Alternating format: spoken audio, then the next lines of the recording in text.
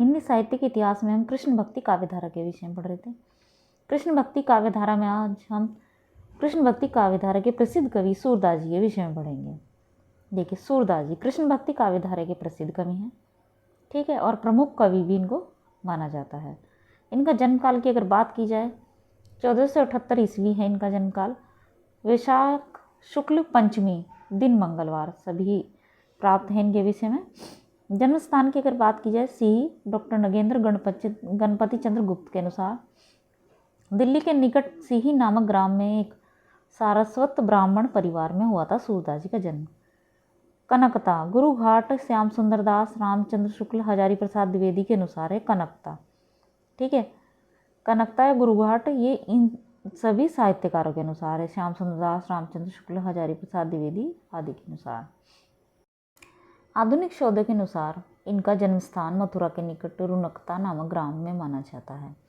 जो मतलब आधुनिक शोधें हुई हैं उनके अनुसार इनका जन्म जो माना जाता है मथुरा के पास रुनकता नामक गांव है तो वहाँ माना जाता है। मृत्यु काल की अगर बात की जाए तो 1583 ईस्वी है। मृत्यु स्थान चंद्र सरोवर के समीप पारसोली गांव में है। गुरु के नाम की अगर बात की जाए वल्लभाचार्य जी।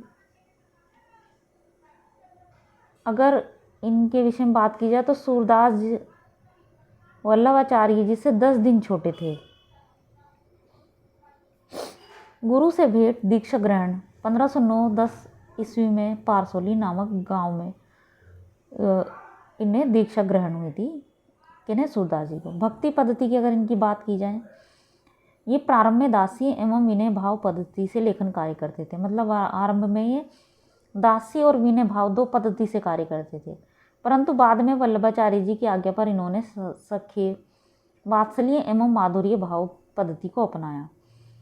वल्लभाचार्य जी से मिलने के बाद सूरदास जी ने सख्य वात्सल्य और माधुर्य भाव पद्धति को अपनाया था। काव्य भाषा इनकी ब्रज।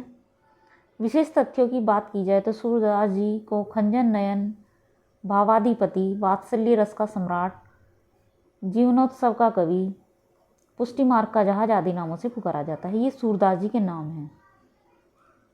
मतलब जिन्हें जो साहित्यकार हैं उन्हें सूरदास जी को इन अन्य नामों से भी पुकारते हैं। आचार्य रामचंद्र शुक्ल ने इनको वात्सल्य रस सम्राट एवं जीवनोत्सव का कवि कहा है। किसने? आचार्य रामचंद्र शुक्ल जी ने सूरदास जी को वात्सल्य रस सम्राट एवं जीवनोत्सव का कवि कहा है। गोस्वामी विट्ठलनाथ जी ने इनकी मृत्यु के समय इनको पुष्टि मार्ग का जहाज कहकर पुकारा था। जो गोस्वामी विट्ठलनाथ जी थे इन्होंने इनकी मृत्यु के समय इनको पुष्टि मार्ग का जहाज कहकर पुकारा था। पंक्ति कही थी उन्होंने, पुष्टि मार्ग को जहाज जात है सो जागो कछु लेना हो सो लेऊ। हिंदी साहित्य जगत में भ्रमर गीत परंपरा का समावेश सूरदास जी ने किया है। कुछ इतिहासकारों के अनुसार सूरदास जी चंद्रप्रदाय के वंशज कवि माने जाते हैं। आचार्य शुक्ल के अनुसार सूरदास जी की जो भक्ति पद्धति है वो मेरुदंड पुष्टि मार्ग की है।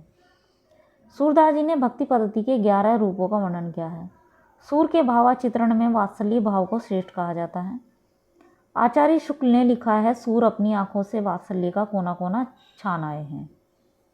ये रामचंद्र शुक्ल जी ने इनके विषय में लिखा।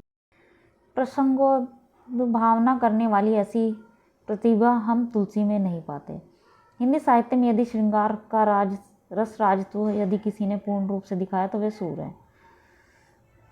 जैसे रामचरित गान करने वाले भक्त कवियों में गोस्वामी तुलसीदास जी का सर्वश्रेष्ठ स्थान है, उसी प्रकार कृष्ण चरित गान करने वाले भक्त कवियों में महात्मा सूरदास जी का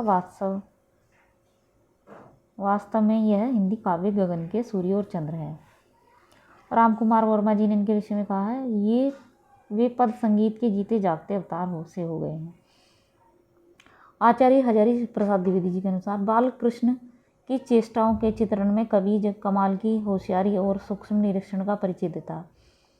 न उसे शब्दों की कमी होती है, न अलंकार की, न भाव की, न भाषा की। तो हमने सूरदास जी के विषय में पढ़ा। उनकी रचनाओं को विस्तार पूर्वक नेक्स्ट वीडियो में पढ़ेंगे।